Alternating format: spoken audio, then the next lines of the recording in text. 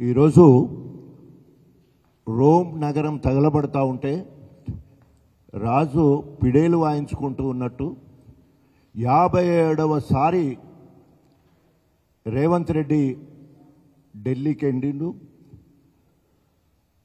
గొప్పగా ఏదో సాధించినట్టు మరి జూబ్లీస్ ఎన్నికల్లో గెలిచిన నవీన్ యాదవ్ను పట్టుకొని పోయి కొండం దవ్వి ఎలుకను పట్టిన చందంగా ఆ ఎలుక పిల్లని పట్టుకొని పోయి అక్కడ చూపించే ప్రయత్నం చేశారు. ప్రజలకు ఏమన్నా చేస్తున్నారా? రైతుల పక్షాన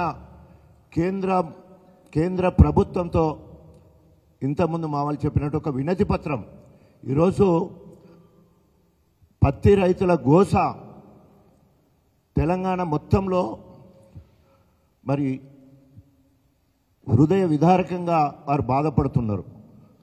అకాల వర్షాలతో లేదా తుఫాను వల్ల దిగుబడి తగ్గిపోతే దిగుబడి తక్కువైనప్పటికీ కూడా సిసిఐ 20 లక్షల మెట్రిక్ టన్నుల పత్తి కొంటమని చెప్పి ఇప్పటి వరకు 1,17,000 మెట్రిక్ టన్నులు మాత్రమే కొనడం జరిగింది.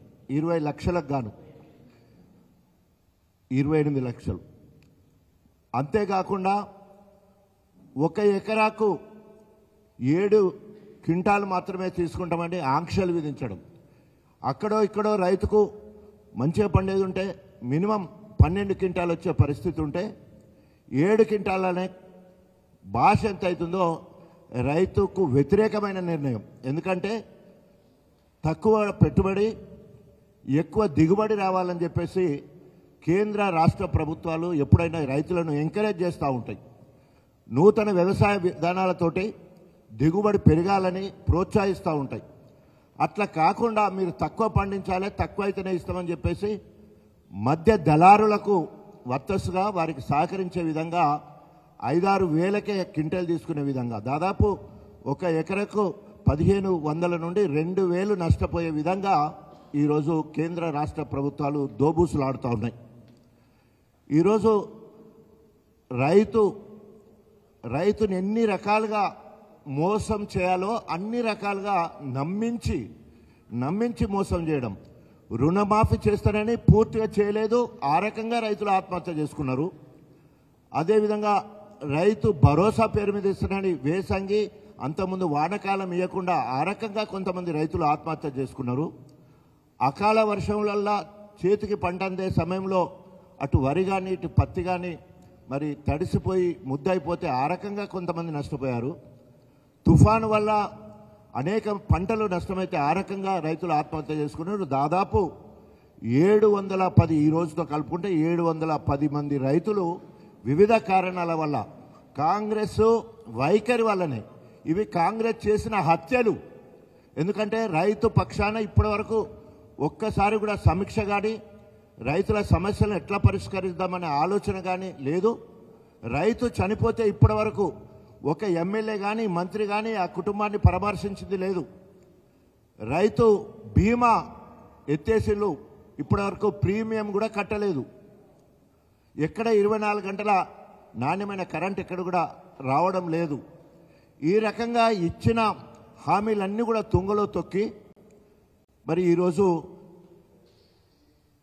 అసలు చెప్పాలంటే సిగ్గుచేటు. ఎందుకంటే ప్రజలు ఇచ్చిన తీర్పును మనం గౌరవిస్తున్నాం, కానీ అనేక రకాలుగా ప్రజాహిత కార్యక్రమాలను అన్నింటినీ వ్యతిరేకిస్తూ మేము ఓటు వేయకపోతే బస్సు బంద్ చేస్తాం, ఓటు వేయకపోతే సన్నబియ్యం బంద్ చేస్తాం, ఓటు వేయకపోతే 200 యూనిట్ల కరెంటు బంద్ చేస్తామని చెప్పేసి నిస్సిగ్గుగా బ్లాక్మెయిల్ చేసి మొన్న మరి జూబ్లీహిల్స్ ఎన్నికల్లో గెలవడం జరిగింది. బైబిల్లో ఒక సూక్తి ఉంది.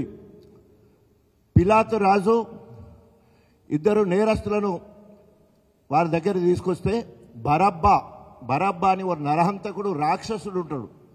అదేవిధంగా యేసు ప్రభువు కూడా జూదుల రక్షణ కోసం వస్తే ఆయన కూడా నేరస్తుని ముందు పిలాతు రాజు దగ్గర పెట్టినప్పుడు పస్కా పండుగ రోజు ఒకరిని విడుదల చేయాలని మరి ఒక కట్టడి ఉంటుంది.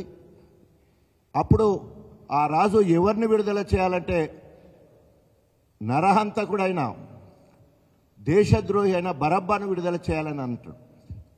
సో ఆ రకంగా బరబ్బాను విడుదల చేసి యేసు ప్రభుకు సిలువ మరణం వేయడం జరిగింది.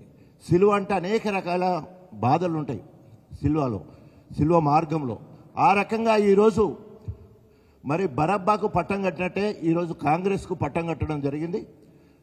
ఆ ఓటమితో మా బాధ్యత మరింత పెరిగింది. మా శ్రమలు ఇంకా ఎక్కువ కావాలని మేము తెలుసుకున్నాం. తప్పకుండా అనేక హామీలు ఇచ్చి, ప్రత్యేకంగా రైతులకు సంబంధించిన హామీలే కాదు, ఈరోజు రిటైర్మెంట్ అయిన ఉద్యోగులకు 20 నెలల్లో 20,000 కోట్లు అప్పుపడ్డారు. వాళ్ళు రిటైర్మెంట్ అయిన పైసలు వాళ్ళకి రావట్లే. ఫీజు రీఎంబర్స్మెంట్ రాక మొన్న మరి అనేక కాలేజీ యాజమాన్యం వస్తే వాళ్ళని ఎట్లా బెదిరించినో మనం చూసినాం. అదేవిధంగా అనేక రంగాలలో ఎక్కడ ఆఖరికి చివరికి రెసిడెన్షియల్ పాఠశాలలో అన్నం పెట్టడానికి CDFకు సంబంధించిన ప్రభుత్వం దగ్గర ఉన్న CDF నిధుల నుంచి వెళ్ళి 60 కోట్ల రూపాయలు పిల్లలకు అన్నం పెట్టడానికి అల్లకెళ్ళి తీసుకున్న పరిస్థితి సిగ్గుచేటు. 23 నెలలు అయిపోవస్తూ ఉన్నది. ఇప్పటికి కూడా ఒక్కటంటే ఒక్కటి ప్రజాహిత కార్యక్రమం చేయకుండా ఈరోజు దొంగే దొంగ దొంగ అన్నట్టు రేవంత్ పాలన ఉన్నది. తప్పకుండా 600 మేము ప్రజల పక్షాన ఉంటాం, మరింత బాధ్యతాయుతంగా పనిచేస్తాం. ప్రత్యేకంగా రైతును రాజును చేయాలని కేసీఆర్ చేసిన అనేక సంక్షేమ అభివృద్ధి కార్యక్రమాలు ఇలా తుంగలో తొక్కే పరిస్థితి ఉన్నది. తప్పకుండా రేపు హరీష్ రావు గారు మరి ఎనుమాముల మార్కెట్ కూడా రావడం జరుగుతుంది, రైతులను పరామర్శించడానికి, పత్తి రైతులను. సో తప్పకుండా ఇక్కడి నుంచి మొదలుపెట్టి రాబోయే రోజుల రైతుల పక్షాన, ప్రజల పక్షాన, వృద్ధుల పక్షాన, విద్యార్థుల పక్షాన ఏ సమస్య వచ్చినా ముందు వరుసలో ఉండి పోరాటం చేస్తామని చెప్పేసి హెచ్చరిస్తా ఉన్నాం. జై తెలంగాణ.